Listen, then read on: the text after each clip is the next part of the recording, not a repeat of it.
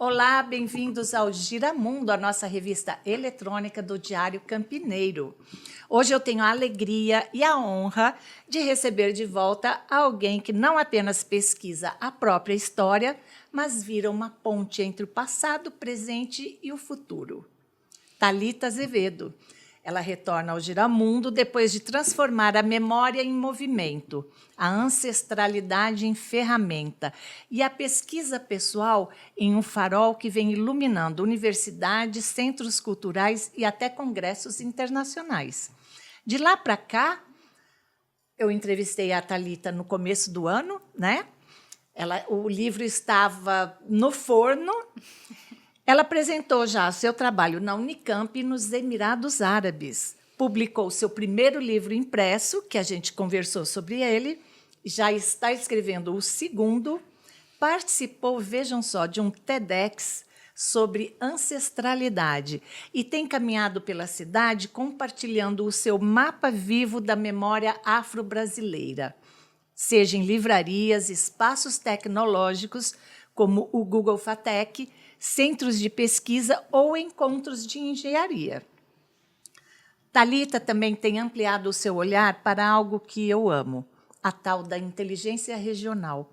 Esse cruzamento potente entre ciência, território, educação, autoconhecimento e etnografia. Chique, né?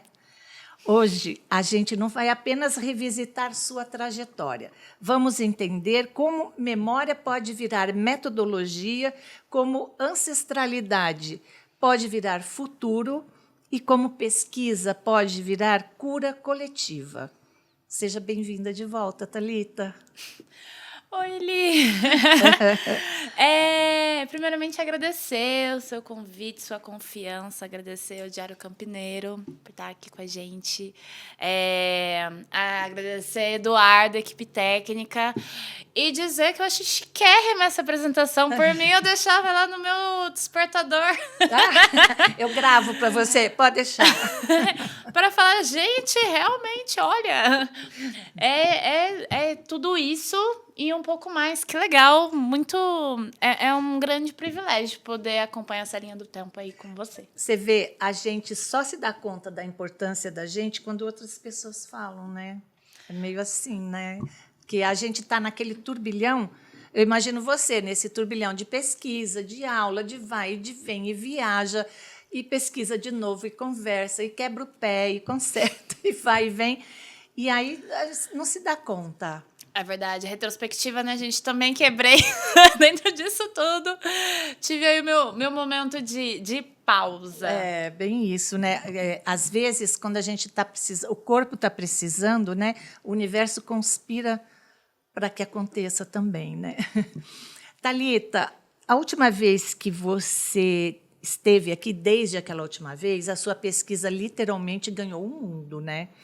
Como foi apresentar o seu trabalho na Unicamp e depois nos Emirados Árabes? O que mudou em você nesses dois movimentos tão distintos e que história é essa? Conta aí. Definitivamente é um processo de maturidade. Eu acredito fielmente que essa pesquisa ela me molda muito enquanto pesquisadora, enquanto profissional, enquanto mulher, enfim, enquanto agente. Todas essas especificidades assim que moldam a minha construção do todo, assim, enquanto indivíduo. E foi uma grande honra, Li, porque no começo do ano, né, eu tinha alguns sonhos, algumas ambições, a gente falou sobre o livro, mas, de fato, ter a chance, a oportunidade de ter um trabalho fundamentado o suficiente para levar isso, né, para o cenário internacional, foi algo bem legal, bem gostoso de poder viver. E a Unicamp é a realização de um sonho, né? Antes de mais nada, de entender o trabalho que eu venho desenvolvendo, entender todas essas linearidades, né, de um trabalho de pesquisa ele pode alcançar, mas também é um grande polo, de fato, assim, a Unicamp é a construção, uma ponte muito interessante para o amadurecimento também, contribui muito para o amadurecimento, para o processo de desenvolvimento dessa pesquisa. Ali tá borbulhando, né, conhecimento, né? A gente parece que sente isso, respira isso, né, quando a gente está lá, né? presencialmente. Realmente é um polo mesmo de educação, né? Sim. O Congresso dos Emirados Árabes ele falou sobre futuros possíveis, né? Como o conhecimento afro-brasileiro se insere nesse debate global, onde ciência e cultura parecem caminhar em trilhas meio que diferentes, né? O começo desse ano, o primeiro semestre, eu estudei muito sobre divulgação científica e cultural. E aí, com base nisso, existiu todo um trabalho para a gente levar em diferentes pontes, né, de comunicação. O Diário Campineiro foi um dos grandes aliados também para que isso acontecesse. E aí, nessa ideia, esse evento de jornalismo científico que acontece nos Emirados Árabes era uma ponte interessante para eu conseguir também trocar o idioma do que eu venho atuado. E quando eu falo trocar o idioma, não necessariamente o idioma entre o português e o inglês, né? Mas, assim, quando a gente está falando de ancestralidade, de ciência, de territorialidade, de inteligência regional, sair também um pouco da minha caixinha, dos meus vícios de linguagem, do meu mundo aqui, que era exatamente, né, esse limitador do que eu estava fazendo, que até então era a construção de um mapeamento, de uma viagem e tudo mais. E aí, eu fui entender... nessa oportunidade, em algumas outras, ao decorrer desses últimos meses, que eu já não era mais a mulher que tinha viajado 9 meses, toda essa introdução, porque eu estava fazendo isso já há muito tempo e eu não tinha parado, assim, porque em algum momento é importante a gente entender o que a gente está fazendo, né? Principalmente enquanto criativas, porque às vezes a gente entra naquela caixinha, né? E eu falei, meu Deus, como foi a caixinha do eu me formei em publicidade, ou eu tive um cargo X, enfim. Eu falei, nossa, faz muito tempo que faz 9 meses que eu tô viajando. Já deu 20 anos.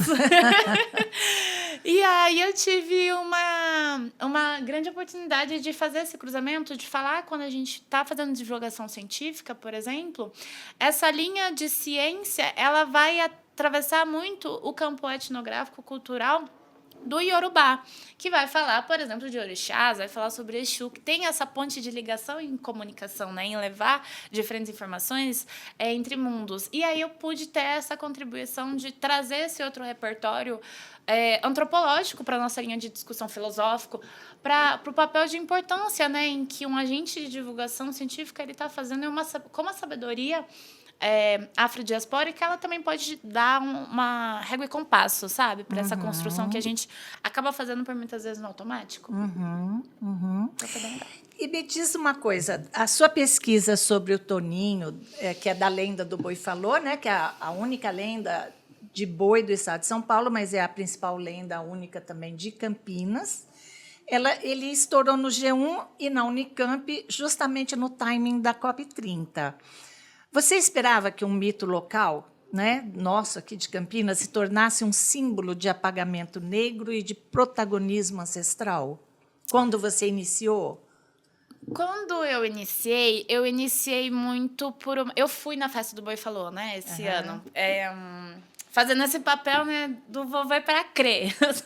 O que é? E mais do que isso, fazer esse papel da gente sentir, né? Eu acho importante esse lugar das tecnologias corporais, né? Da gente ver, da gente sentir, da gente experimentar. Testemunhar, né? Testemunhar. Então, quando eu fui, ali no começo desse ano, também pude compor com vários trabalhos como referência, o seu trabalho como referência, livros, enfim. E comecei a tentar entender por que talvez esse distanciamento que estava sendo tido pela figura do Toninho, ele estava acontecendo e o que eu ia fazer a partir disso, né, desse incômodo. Que aí vem o desafio da pesquisa, né? Então, assim, você entende qual é o cenário e qual é essa articulação que você, né, quer entender. E quando eu decidi fazer essa escrita, nada é por acaso, né? E o primeiro lugar que eu fiz essa apresentação foi na Unicamp, num congresso de divulgação científica também. E aí sempre tentando entender formas de dizer o que eu tenho feito, né? Então, eu tenho essa preocupação, isso não mudou desde a outra vez que a gente se falou, mas, poxa, a gente vai levar isso para o ambiente acadêmico, a gente vai levar isso para o ambiente popular, para o ambiente científico, enfim. Então, todas essas movimentações. E quando eu decidi fazer o artigo adaptado para levar isso para o meio comum, quero agradecer o Diário Campineiro, que prontamente também publicou esse trabalho. E ele ainda está numa fase de construção, porque eu quero muito que a gente consiga, meu objetivo, né, que a gente consiga entrar num cenário de debate. Para reavaliar a forma como a festa tem sido desenvolvida, como os agentes, os atores têm se articulado e, principalmente, revitalizar a memória de um protagonista que contribui para o pensamento, para a espiritualidade na cidade, porque por muitas vezes Campinas, né, toda essa frente de apagamento, a gente acaba sentindo falta de líderes, desse lugar dos heróis, né, dos memorandos e tudo mais. Então, acho que é uma longa jornada pela frente, assim como eu estudei no Carlos Gomes, que tem a sua preservação, né, enquanto indivíduo campineiro.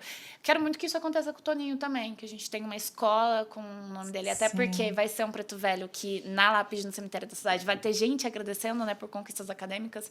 Então, acho importante, não necessariamente para validar que a minha pesquisa, mas também porque a cidade merece isso. Você falando, né, com essa sua fala, me veio à cabeça, por exemplo, que Barão, que é justamente o local, né, de acontecimento da lenda, onde o Toninho morou, onde o Toninho viveu e morreu, onde aconteceu tudo, que, por exemplo, você tem exemplos aleatórios, tá? Mas assim, a Cantina do Barão, o Bar da Baronesa, Barão Tintas, Barão não sei o quê, do Barão. Eu não vejo um bar do Toninho, né? Então, até nisso, isso também contribui para esse apagamento histórico, né? Porque ele, né, foi a figura central e principal, né? Barão tem lá seus valores, todo mundo, todos os cidadãos têm seus valores, mas o Toninho é a figura, é o protagonista da história, né? E ele não é mostrado assim, né? Na verdade, me parece. Ou estou errada? Não, eu acho que toda história vai ter as suas diferentes frentes de narrativa, né? E é natural, porque se a gente evidenciar, se a gente fosse contar depois, né? Por exemplo, o podcast, você vai falar de uma forma, eu vou falar de outra forma, outra pessoa vai falar de outra forma, enfim, quem está assistindo vai falar de uma outra forma. Sim. É natural isso. Mas a minha proposta aqui é trazer do Toninho, sabe? Não necessariamente colocar ela como, nossa, ó, tem que ser assim, mas dá uma opção, né, também. E de maneira mais coerente, pensando na história da cidade, pensando nos dados da cidade, pensando no que a gente está trazendo agora em anos de COP30 e tudo mais, seria coerente avaliar essa situação. E eu falei sobre isso na semana passada, acho, que não é também Veja, quando eu olho para Campinas e a cidade tem como diz, gente, eu esqueci o nome agora, mas como representante no catolicismo, Nossa Senhora da Conceição. E tem a igreja ali na 13 de Maio, que é uma igreja super importante, super especial também, mas existem outras questões na cidade, que essa intervenção cultural, histórica, ela também precisa existir. E a igreja, por exemplo, da Nossa Senhora da Conceição, é um lugar que eu olho com muito carinho, com muito cuidado, e gostaria que a gente falasse mais sobre ela. Passei lá recentemente, e acho que a gente tem um potencial tão grande, sabe, Li? Então, por que não colocar isso em xeque, em debate, né? Estamos aqui já na temática, a gente está falando de sustentabilidade. A cidade tem muito a oferecer. Poxa, acho que tá tudo aqui na mesa, sabe? Só pra gente reorganizar esses slides, assim, de apresentação. Acertar a carreirinha dos slides, né? E para você, qual foi o impacto, tanto pessoal quanto político, de ver a lenda de Campinas ganhar um espaço nacional como narrativa de resistência? Obrigação!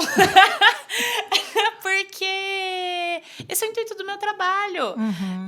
Acho importante. Eu fico muito feliz quando eu tenho a oportunidade e o privilégio de cruzar com pessoas, outros profissionais que também acreditam nesse olhar para a vida, assim, para o mundo, na nossa contribuição.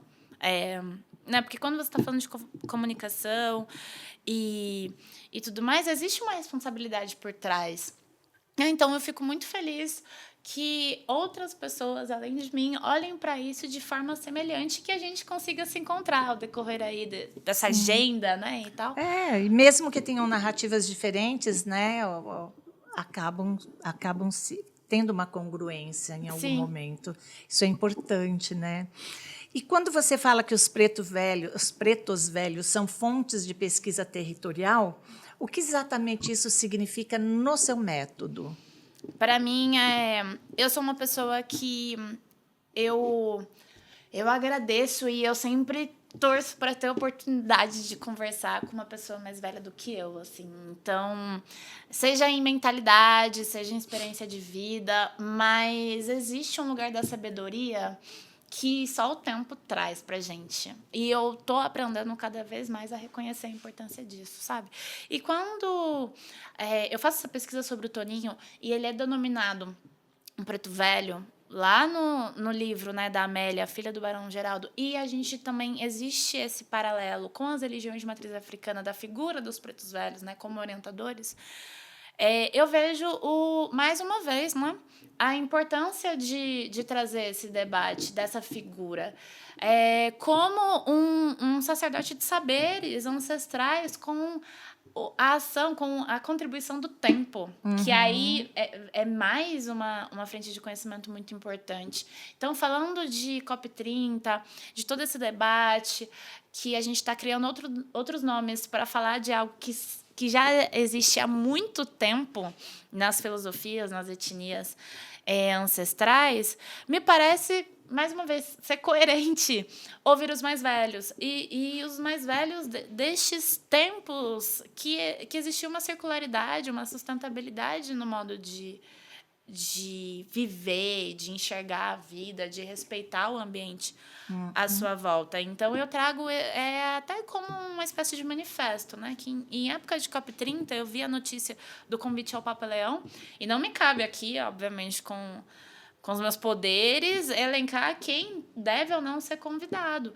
Mas, num país historicamente marcado pela contribuição originária e transatlântica africana, é muito mais próximo da nossa realidade territorial falar do conhecimento, escutar o conhecimento dessas pessoas pela nossa inteligência regional. Sim, sim. E tem bastante história, né?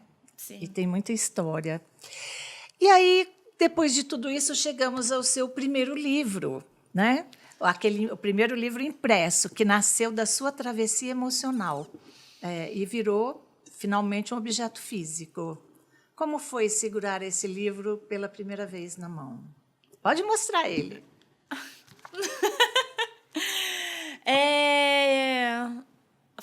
Tá aqui. Foi uma conquista muito importante para entender a capacidade de materializar coisas. Eu sou uma pessoa muito do mundo das ideias, né? Então, eu tenho também essa urgência e esse cuidado de sempre materializar o que eu estou pensando. Porque eu sempre estou pensando muito.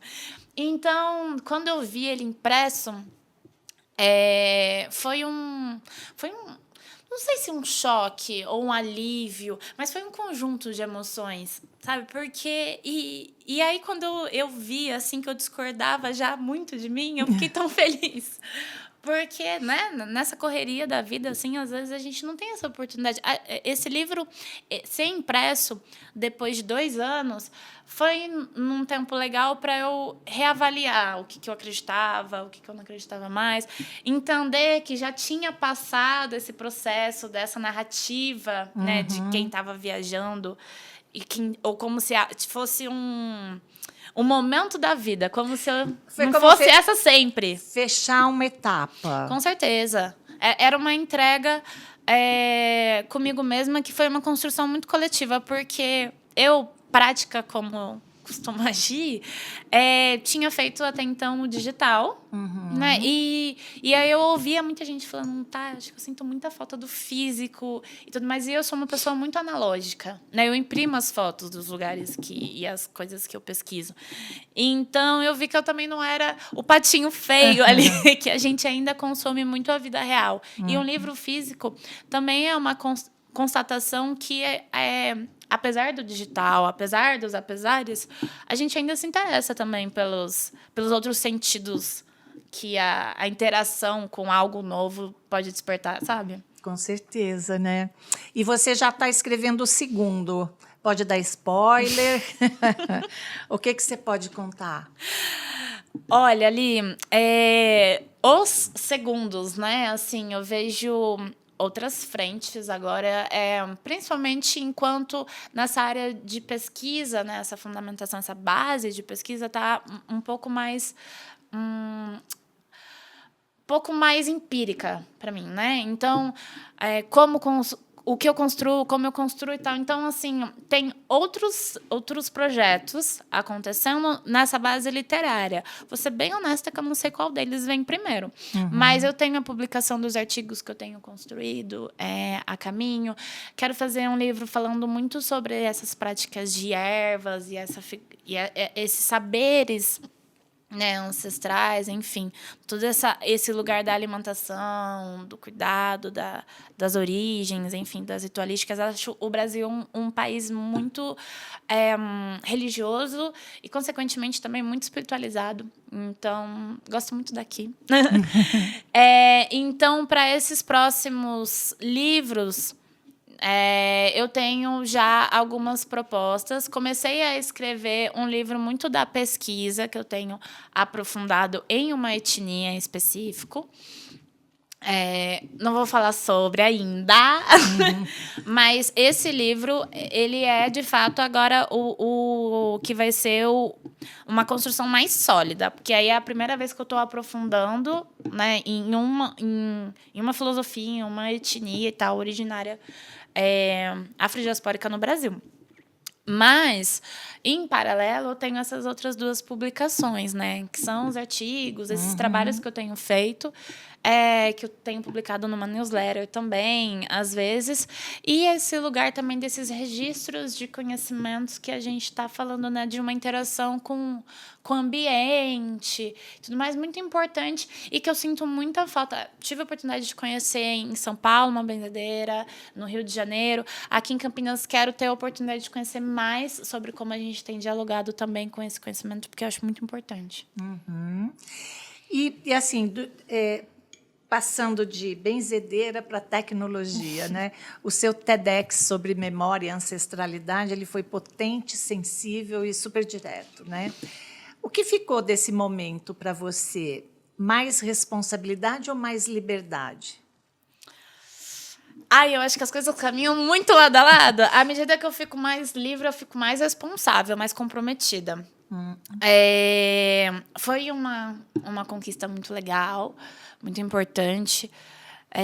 Eu me lembro assim, de estar maravilhada no teatro, assim, falando, meu Deus, né, tá acontecendo e tudo mais. E aí eu tive várias fases, fiquei ansiosa também. Eu falei, ai, meu Deus, cadê, né? Como é que foi? Será que ficou bom? Será que não ficou? Mas também uma outra realização de conseguir dar esse passo. Porque, às vezes, né, eu sou uma pessoa muito crítica com o lugar do aperfeiçoamento. Eu estou o tempo todo entendendo como eu vou otimizar, como eu vou melhorar e tal. O que é bom, né? Porque isso traz movimento, mas também é muito movimento, né? Poucas vezes eu paro e falo, não, eu acho que... me parece que nesses últimos tempos eu não me lembro, assim, de olhar e falar, eu acho que é o suficiente. Porque sempre dá para melhorar, né? Ah, com certeza. Então, Nunca é suficiente, né? Ainda mais com esse pé na pesquisa, né? No mundo acadêmico, ele não tem fim. E aí, um detalhe, um item da sua pesquisa, ele parece que desabrocha e vira 10 possibilidades dentro daquela possibilidade e a coisa vai crescendo. É um fermento, não é? Sim, eu acho que o TEDx foi mais um ingrediente para esse fermento. E eu acho que acredito que são várias entregas de coisas que eu queria falar. E aí eu falei, e aí agora tem outras coisas que eu quero dizer de outras formas. Que eu acho que você consegue organizar, né, em etapas ali, processos. Então, o livro é um processo, e aí o TEDx outro, né, participar de um congresso internacional, e assim vai, né, vai galgando degraus, né, nessa construção. Bem dessa forma, né? E você tem apresentado a sua pesquisa em territórios completamente diferentes, né? Livraria, centro tecnológico, espaços de engenharia. Como a reação ou a recepção muda conforme o público? Como que é a receptividade em espaços assim tão diferentes? É muito interessante e é um desafio muito legal, assim. Eu sou uma pessoa que eu gosto muito de aprender com pessoas. Li, então eu gosto de frequentar, de conhecer todo lugar. Tudo me interessa, todo lugar me interessa. Então, eu me lembro de uma vez, eu conversei com uma psicóloga que ela me disse que isso não me sai da cabeça, assim, que ela falou que quando a gente está dizendo algo e o destinatário ele não está conseguindo entender o que a gente quer dizer, a responsabilidade é nossa. E aí, e eu que tenho a formação, né, na área de comunicação, fui sua aluna.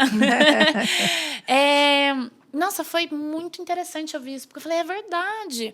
Até então, a gente, em algum momento da nossa vida, a gente está muito centrado em como que você quer muito que as pessoas te entendam. Então, assim, muito esse agente externo.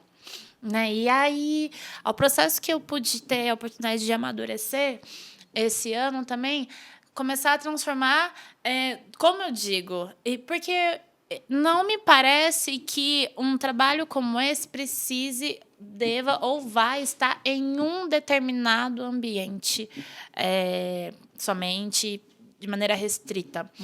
Sabe? Então, é muito legal a forma como eu vou aprendendo e vou trazendo essa pesquisa e vou trocando, porque a gente está falando, sobretudo, antes de formas de aplicação, que vai ser na engenharia, vai ser na tecnologia, vai ser na literatura, enfim, em situações anteriores a isso, que são as pessoas com suas histórias. Então, e aí cada um coloca ali o seu óculos para olhar com as suas lentes, né, das suas trajetórias. Sim. Então, eu acho que obviamente, eu faço um ajuste ou outro para a gente entender, beleza, né? O que isso faz sentido para mim, o que faz sentido para minha carreira, enfim.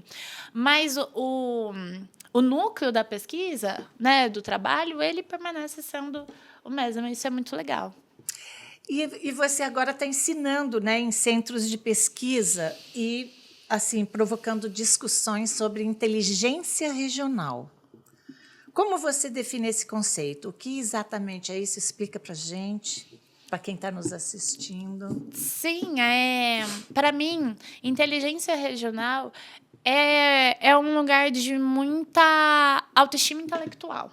Assim, se a gente fosse fazer, sabe, uma linha de conectar dois eixos, assim, está diretamente ligado a isso. E eu vou te trazer um exemplo. Esse ano, acho que há 2, 3 meses atrás, eu vi que o professor doutor em arquitetura chinês, né, o Yu, ele estava no Brasil, existiu a fatalidade, né, que ele faleceu. Ele estava no Brasil para um congresso de arquitetura, se eu não me engano, da USP. E estava pesquisando no Pantanal o conceito de cidades esponjas que ele desenvolveu e aplicou na China, né? Enfim, então um conceito muito legal da forma como a cidade se relaciona com a natureza, com o ambiente. E ele tinha o Pantanal como um exemplo prático do que ele vinha desenvolvendo, né? Então, isso para mim também foi um grande marcador que um lugar de um conceito que estava sendo criado existia naturalmente aqui no Brasil. E quando eu digo inteligência regional, é um lugar de reivindicar a autoestima local, intelectual, contribuição local intelectual que existe no nosso país há muito tempo. Então, assim, o Pantanal é um exemplo. Eu gosto muito de trazer também essas formas de lidar com as situações da vida, né? Eu sou uma pessoa que viaja muito e gosto muito de entender a forma como as pessoas interagem entre si, né? Então, se você vai em Minas Gerais, você vai ter uma forma de lidar com pessoas, com situações. Se você vai em São Paulo, a cidade se comporta de uma maneira diferente. Sim, no Rio Grande do sim. Sul.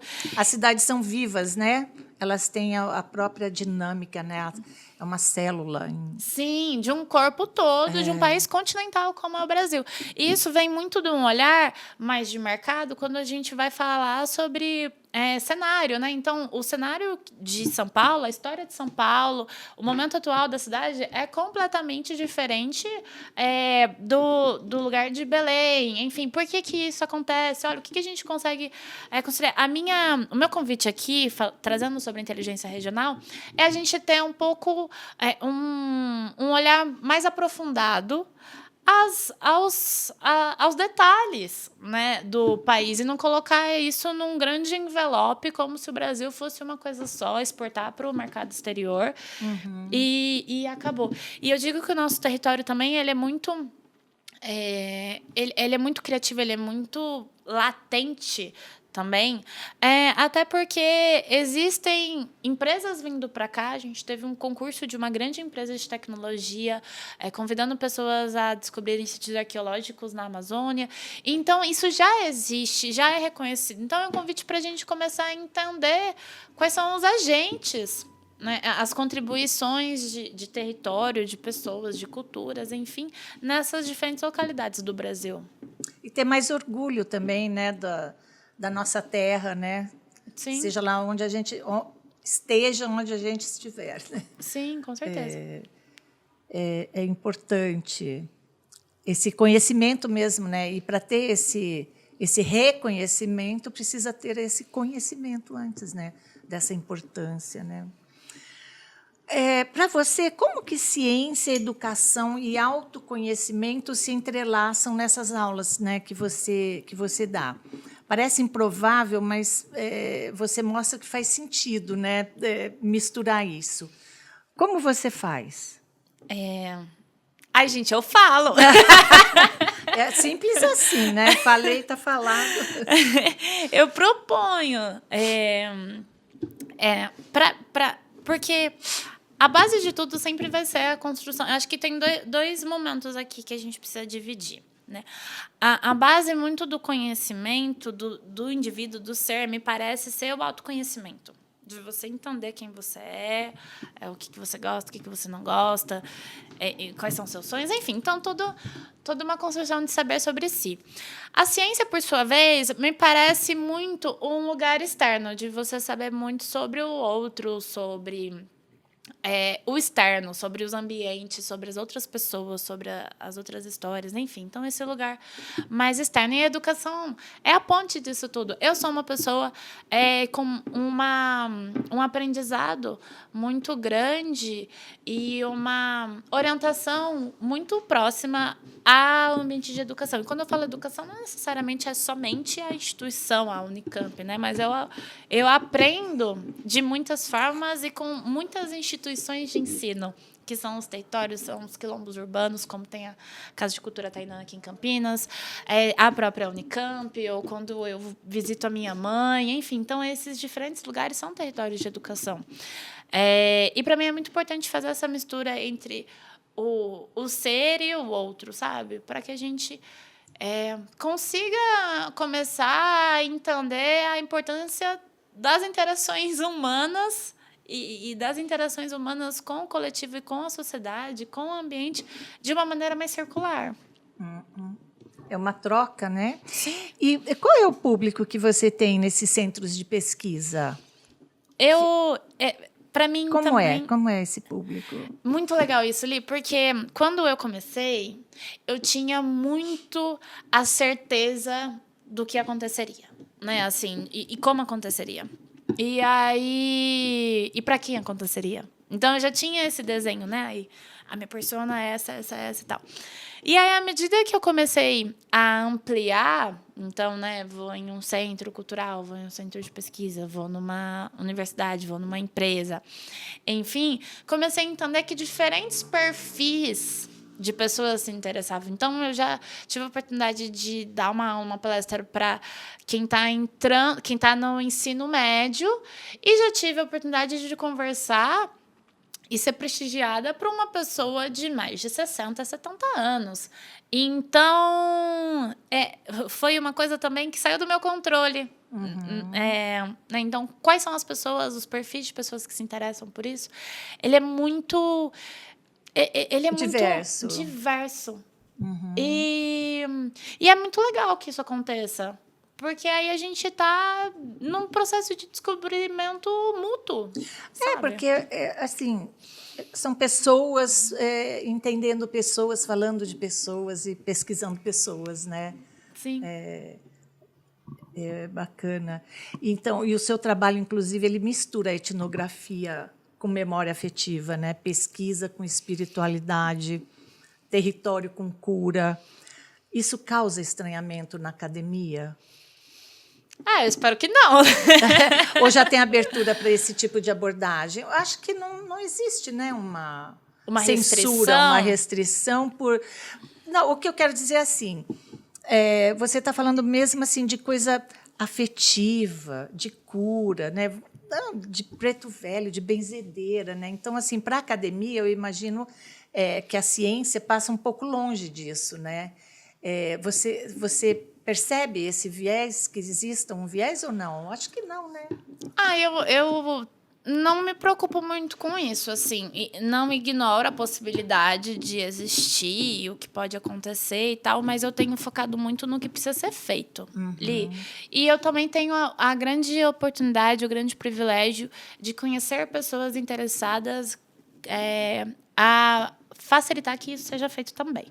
Então, acho que isso é o suficiente do que eu preciso. Sim, e se está correndo normalmente, né? Está andando, né? Obviamente que são os desafios e tudo mais, né? Não É lugar... inerente à própria pesquisa, à metodologia, a toda aquela aura, né? O arcabouço da pesquisa, né? Que engloba isso, né? Faz parte, né? Sim. Esse sofrimento faz parte.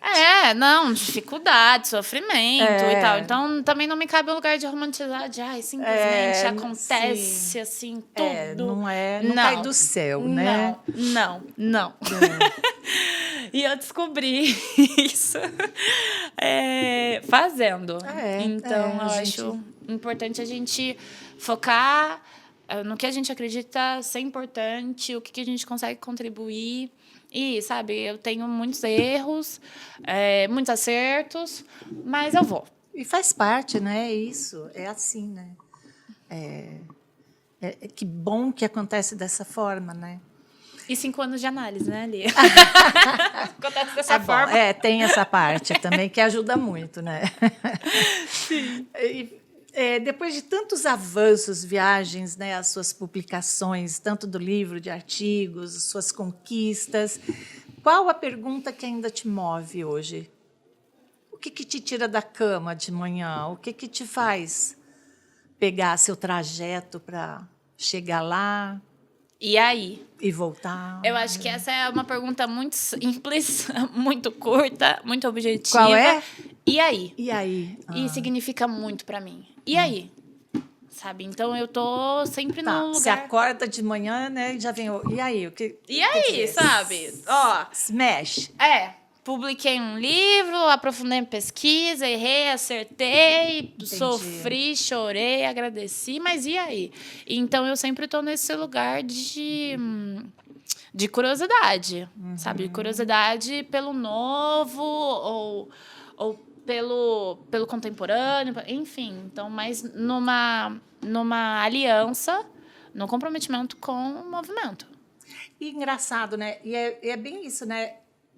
Pequena, né? E aí é bem pequeno, né? Mas ele engloba tudo isso mesmo, né? O que é que você vai fazer agora? Não é? Qual o seu próximo passo? Ele toma, né? Tudo isso, né? Simboliza isso, né? Sim. Movimento. Sim. Movimento. Que é um certo desconforto, né? Quando a gente fala, e aí? Né? Sim, O que... sim, é o tirar do conforto mesmo, né? Dessa área de como que fala em análise da sua zona de conforto. Zona de conforto. Thalita, para fechar, o que você diria para alguém que sente o chamado da ancestralidade, mas não sabe por onde começar a pesquisar a própria história? Porque eu acho que muitas pessoas têm isso, né? De repente, em algum momento da vida, fala, nossa, história, né? Meu avô, como era, o que fazia, o que comia, onde morava, né? Aquela famosa brincadeira, né? Mas assim, falando sério, que conselho você daria para a pessoa que chega nesse momento também da vida? Eu vou ser um pouco contraditória ali, a minha última resposta, mas eu diria Peraí. O e aí vem depois, né? Peraí. E aí o vamos e tal. O peraí é calma, sabe? Calma aí. O que eu tô fazendo? Eu acho que essa parada é importante porque a gente tá muito no automático, né? Em maior parte do tempo, assim. Então, peraí, me parece ser muito urgente. Até porque se a gente não sabe de onde veio, né? Como que a gente vai saber para onde vai?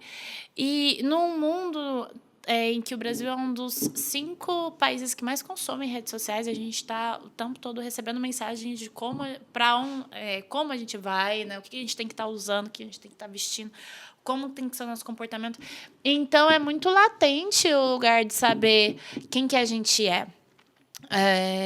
E é primordial. Me parece que não existe uma fórmula mágica, uma metodologia própria que eu patentei, assim, falei, olha, é isso aqui, gente, esse caminho, você faz assim, assim, assim. Mas é urgente que a gente tenha profunda curiosidade por quem nós somos e o que a gente vai fazer com esse tempo de vida.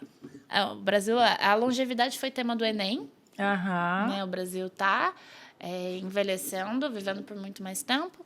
Tem um lugar da ancestralidade espiritual também, da conexão e tal, e também esse lugar em que grande parte da nossa vida está sendo dedicada ao digital. Então, assim, são diferentes agentes que sugerem que a gente reavalie a nossa identidade. Você acha que é quase como a gente descobrir mesmo no sentido de estar procurando e achar, né? Não descobrir de repente a nossa missão de vida, a nossa missão aqui na Terra, ou passa longe? Eu acredito. Me dá um certo lugar de compromisso. Porque aí a gente para de fazer só para o outro, né? Em algum momento também nos foi ensinado que a gente vai fazer para o outro, que a gente vai fazer para a empresa que a gente trabalha, para outras frentes, né? Outras para as nossas relações, enfim. Mas entender o propósito de vida talvez nos dê também um lugar de conexão com nós mesmos. Eu sou uma pessoa muito próxima ao olhar mais espiritualizado da vida, das coisas, assim. Tenho ainda uma longa jornada com esse lugar, não só de amadurecimento, mas também de entendimento e até de aceitação da não compreensão daquilo que eu não sei, de que, assim, não me parece próximo das minhas mãos, assim, essa verdade absoluta. Mas um lugar um pouco mais carinhoso, assim, afetuoso com o nosso tempo, a nossa construção. Eu, que sou uma pessoa que pesquiso muito sobre memória, vou ter esses atravessamentos de outras histórias e sempre tento me lembrar, assim, um lugar de honra, sabe? coletiva, comunitária. Então, honrar tudo aquilo que a gente diz. Existe o conceito do ofó, né? Que a mulher ela vai ter essa energia da criação também. Eu me lembro de assistir o Café Filosófico da Carla Cutirene e ficar assim, meu Deus, eu sou assim muito fã dela. Mas isso também me marcou muito quando ela trouxe isso, da responsabilidade desse ato criativo que a gente tem de criar a partir do que a gente diz. Porque a partir do momento que a gente verbaliza, pode não acontecer em matéria, mas em alguma esfera isso já passa a existir porque a gente criou. Sim. Então, uma certa responsabilidade com as decisões que a gente toma. Não estou dizendo que, à medida que me torno uma pessoa profundamente conectada com o autoconhecimento e tal, eu viro um Buda, eu não erro mais e tal. Mas é um lugar de... A vida me parece ser mais interessante quando a gente... tem interesse pelas coisas. E ter interesse pelas coisas na vida, pensando nessa jornada, ter interesse pelo mundo, pelas pessoas, pela cultura, pelo ambiente. E aí a ancestralidade acho que vai ser uma boa trilha, assim. É um guia, né? Mostra de novo o seu livro, que a capa ficou belíssima, com esse sorriso maravilhoso. Quem tiver interesse pode adquirir. Como é que tá? Está à venda? Tem algum site, algum endereço que eles possam entrar? Conta. O livro ele está à venda. Você pode adquiri-lo no digital e no físico pelo site livro.presentehistórico.com.br. É um livro que ele vai ser um grande arquivo, né? Então, tem diferentes formas de contar coisas aqui. Tem fotos, tem registros do bloco de notas, tem situações mais, como eu posso dizer, analíticas. Enfim, então, são diferentes formas de contar histórias, de pensar histórias. Tem um capítulo aqui que eu gosto muito, que é o Mulheres Históricas Estão Vivas. Então, é muito esse lugar, né, da construção de legado. E de pensar em... Eu gosto muito de reforçar que esse é um livro que eu quero que as pessoas rabisquem, sabe? Que interajam com ele, que perguntem, que circulem, que marquem, que não seja assim só um objeto de decoração e tal. É um lugar da gente provocar, de você olhar e falar, nossa, esse lugar aqui eu acho que eu já fui, ou nossa, gosto muito. Não, isso aqui acho que faz sentido, enfim, mas que a gente tenha um momento ali de conexão. E que o livro não necessariamente vai ser o seu guia, a sua bússola, mas ele é um ponto, talvez, de reflexo, de espelho, de você entrar em contato com outros lugares, outros agentes e tudo mais. Então, foram uma viagem de milhares de anos em 27. Milhares de anos. Mas de milhares de anos, assim, entendendo que a sabedoria territorial, né, como o próprio... esses próprios lugares, assim, às vezes... Me parece que todas as vezes até então souberam muito mais do que a gente que passa pouco tempo, né, aqui na Terra. Então, acho muito legal. Gosto muito. Discordo de mim já, mas eu ainda gosto muito dessa versão também. Que bacana. Obrigada pela sua visita aqui no nosso estúdio de novo para contar as novidades. Fica devendo a volta no segundo livro, né? E aí a gente vai acompanhando a sua trajetória e conversando, porque é sempre muito estimulador, né? Estimulante, né? Quando você vem aqui, né? E quem tiver interesse no livro, então aí os endereços vão estar aparecendo aqui. Segue a Thalita também, segue como é que é o mapa presente histórico. Como que é o site? Eu tô deixando agora direto no meu Instagram, porque tá no Instagram. Antes eu sentia que eram muitas informações, e aí todo mundo assim, meu Deus, Thalita... Se perde, né? Principalmente o pessoal mais velho. Tem um Linktree, alguma coisa ali, tá? Que aí já perfeito, fica tudo junto. Fica tudo lá centralizado. Então, segue a Thalita, aparece aqui o @ E compartilhe esse vídeo, né, para quem você acha que está precisando ouvir esse incentivo, né, dessa conexão com a ancestralidade, de pesquisar, ou de conhecer essa pesquisa da Thalita. E compartilhe, deixe o seu like, né? E obrigada de novo por você vir aqui. Opa! Obrigada de novo por você estar aqui presente. Sucesso! E a gente se vê, né, no segundo livro. E você que está aí, a gente se vê no próximo Giramundo. Até lá!